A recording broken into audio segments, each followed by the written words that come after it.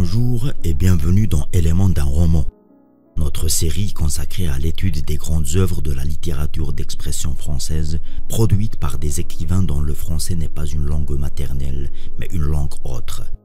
Dans cet épisode, nous découvrons un éminent écrivain des temps modernes. Nous allons étudier Ce que le jour doit à la nuit de Yasmina Khadra. Paru en 2008 aux éditions Julliard, ce livre explore les multiples facettes de l'amour, romantique, amical et patriotique. Comment ces diverses formes d'affection sont-elles représentées dans le récit? Laquelle triomphera? Et la question qui intrigue par-dessus tout, que pourrait finalement devoir le jour à la nuit? Pour répondre à ces questions, nous examinerons les composantes essentielles de ce roman, à savoir le milieu dans lequel l'histoire prend son origine, le style qui s'épanche, la fiction qui stimule l'imaginaire et le message qui se dégage d'entre les lignes. Éléments d'un roman, épisode 9, Ce que le jour doit à la nuit de Yasmina Khadra.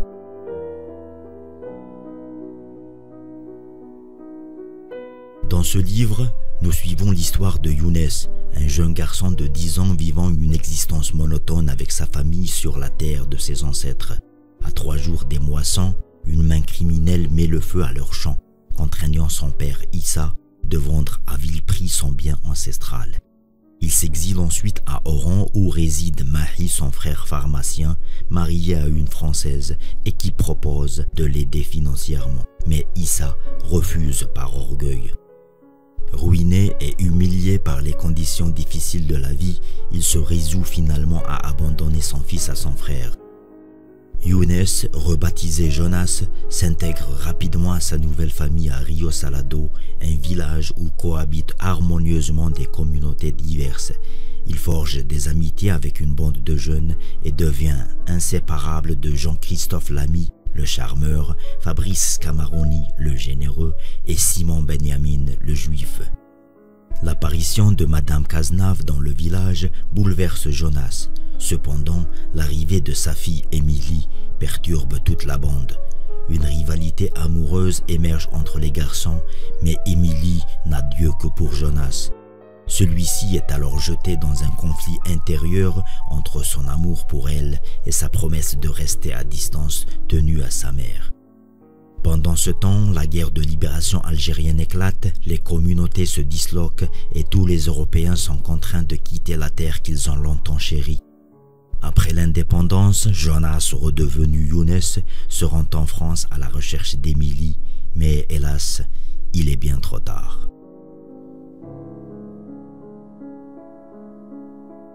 Descendant d'une lignée de poètes algériens, et contrairement à ce que son nom pourrait indiquer, Yasmina Khadra est en réalité un homme. Militaire le jour et écrivain la nuit, Mohamed Mouleshoul, de son vrai nom, adopte les 2 prénoms de sa femme pour nom de plume. Cela lui permet de jongler entre sa passion pour l'écriture et sa carrière de soldat afin d'échapper à la censure de sa hiérarchie. Il doit sa célébrité à sa trilogie sur le Moyen-Orient, Les hirondelles de Kaboul, l'attentat et les sirènes de Bagdad. Dans Ce que le jour doit à la nuit, Yasmina Khadra offre un nouveau regard sur un vieux conflit ayant opposé 2 peuples épris d'une même terre. À travers la voix d'un vieil homme se souvenant de son enfance, son adolescence et sa vie d'adulte entre 1930 et le début des années 2000, l'auteur met en lumière les tensions d'une Algérie sous domination coloniale française jusqu'en 1962, à la suite d'une guerre sanglante et déchirante entre les autochtones, également appelés indigènes, et la communauté européenne, connue sous le nom de Pieds Noirs. Cette exploration historique est incarnée à travers le parcours de Younes ou Jonas, notre protagoniste, qui vit lui-même le conflit identitaire entre ces 2 cultures. Son histoire personnelle s'entremêle avec l'histoire coloniale de l'Algérie, avec ses conflits, ses divisions et ses fractures. Dès les premières lignes du roman, l'enjeu est clairement exposé, la terre. Mon père était heureux, je ne l'en croyais pas capable. Par moments, sa mine délivrée de ses angoisses me troublait. Accroupi sur un amas de pierrailles, les bras autour des genoux, il regardait la brise enlacer la sveltesse des chaumes, se coucher dessus, il fourrageait avec fébrilité. Les champs de blé ondoyaient comme la crinière de milliers de chevaux galopant à travers la plaine. C'était une vision identique à celle qu'offre la mer quand la houle l'engrosse. Et mon père souriait. Nous vivions reclus sur notre lopin de terre, pareils à des spectres livrés à eux-mêmes, dans le silence sidéral de ceux qui n'ont pas grand-chose à se dire. À travers le destin de Younes, tiraillé entre ses origines, ses amours et son appartenance, Khadara donne voix à une multitude de voix, à une mosaïque d'existence façonnée par les tourments de l'histoire. Le récit déploie ses ailes et nous emporte dans un voyage au cœur des luttes humaines, des douleurs et des espoirs, enchevêtrés à la toile complexe de l'Algérie coloniale.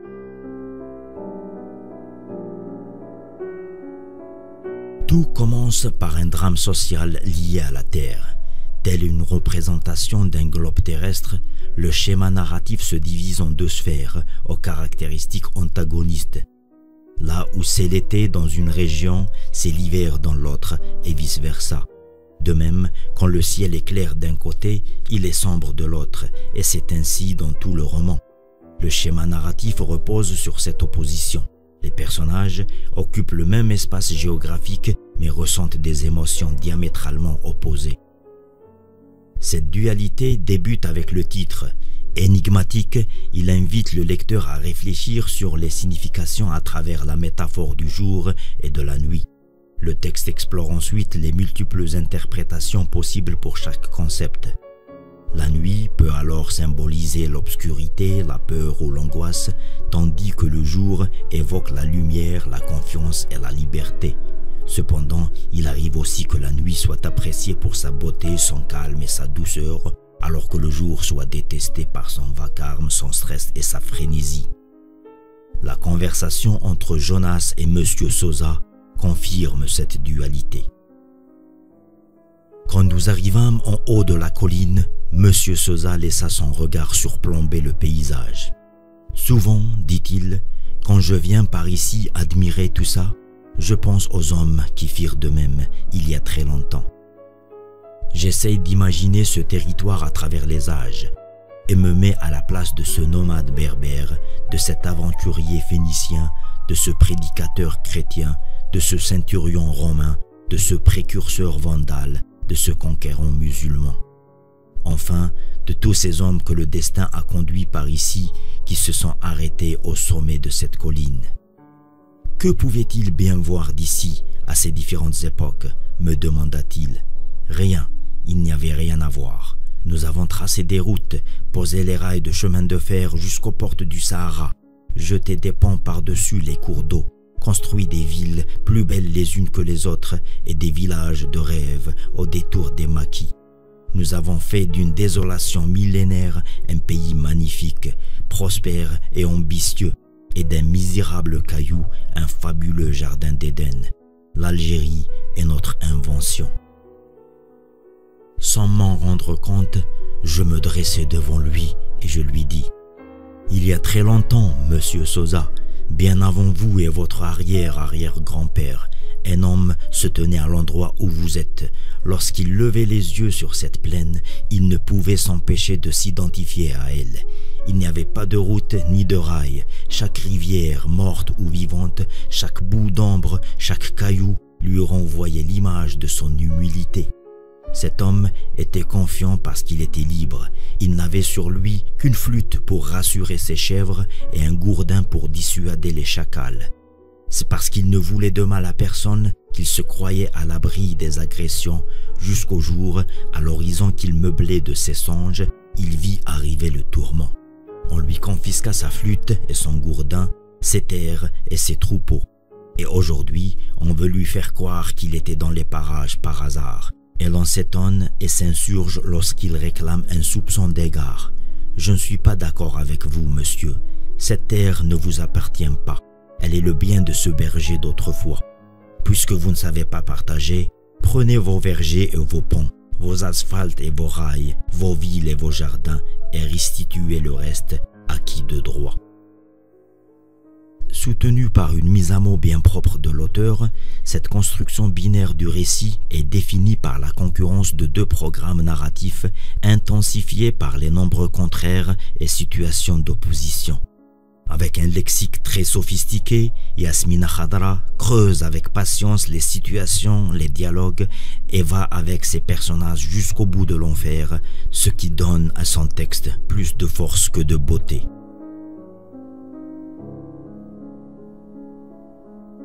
On appelle ce type de roman un roman d'apprentissage ou de formation.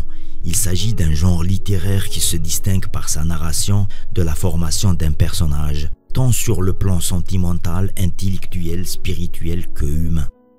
On suit alors le chemin d'un jeune héros qui, à travers diverses épreuves, parvient à maturité et devient un individu accompli et unique avec sa propre conception de la vie.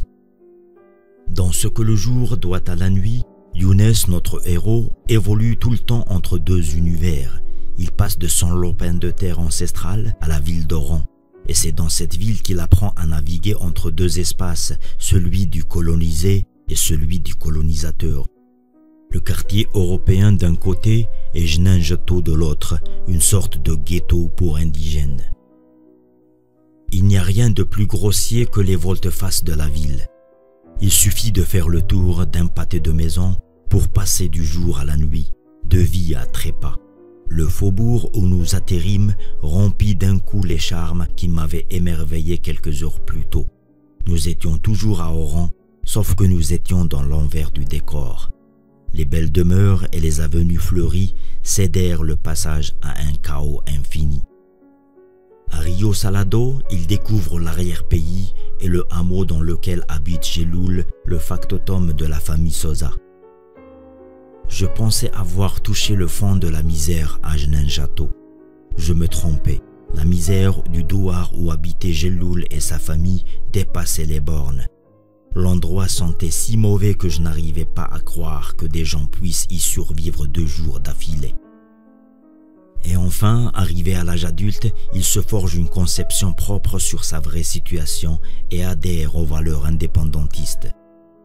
Et arriva le 8 mai 1945, alors que la planète fêtait la fin du cauchemar, en Algérie un autre cauchemar se déclara. Les liesses populaires virèrent à la tragédie. Tout près de Rio Salado à Ain Témouchent, les marches pour l'indépendance de l'Algérie furent réprimées par la police. Mais l'horreur atteignit son paroxysme dans les Aurès et dans le nord constantinois, où des milliers de musulmans furent massacrés par les services d'ordre, renforcés par les colons, reconvertis en miliciens. Les choses changeaient, mais pour moi elles s'opéraient dans un monde parallèle, partagé entre la fidélité à mes amis et la solidarité avec les miens. Je temporisais.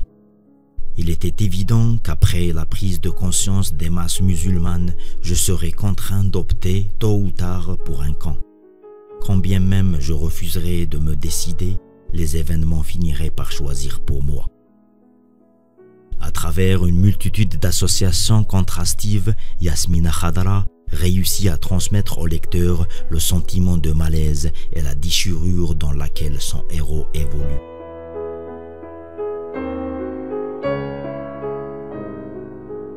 Les livres d'histoire nous racontent des événements entre deux camps opposés de manière dépourvue de toute émotion, et chaque partie interprète les faits de façon singulière.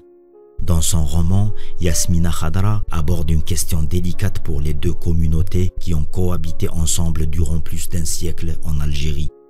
Il éclaire d'un nouvel angle le conflit entre deux peuples amoureux d'une même terre, se demandant s'il aurait été possible pour eux de vivre ensemble sous d'autres conditions. La force de ce livre réside dans ces personnages qui permettent au lecteur de s'identifier profondément à eux. Ainsi, au fil des pages, l'auteur explore non seulement les dynamiques complexes de l'amour et de l'amitié, mais aussi les bouleversements historiques qui ont façonné ces personnages. Il nous rappelle que derrière chaque conflit, chaque frontière, se cachent des vies, des destins liés, des rêves brisés et des espoirs renaissants. Ce livre n'est pas un roman historique ni un roman d'amour. Il s'agit en fait d'une remarquable fusion entre les deux genres où histoire et histoire s'enchevêtrent pour donner une fresque magistrale. Ce procédé, que le théoricien Mikhail Bakhtin nomme le dialogisme, met en lumière l'interaction entre les discours du narrateur principal et les discours des autres personnages. Cette méthode permet de préserver les oppositions entre différentes conceptions idéologiques au lieu de les dissimuler dans un discours monologique dominé par la voix de l'auteur. C'est terminé pour cet épisode. Si ce contenu vous plaît et que vous voulez nous encourager, cliquez sur le bouton j'aime, laissez-nous un commentaire, parlez-en autour de vous et surtout n'oubliez pas de vous abonner pour ne pas rater les prochains épisodes.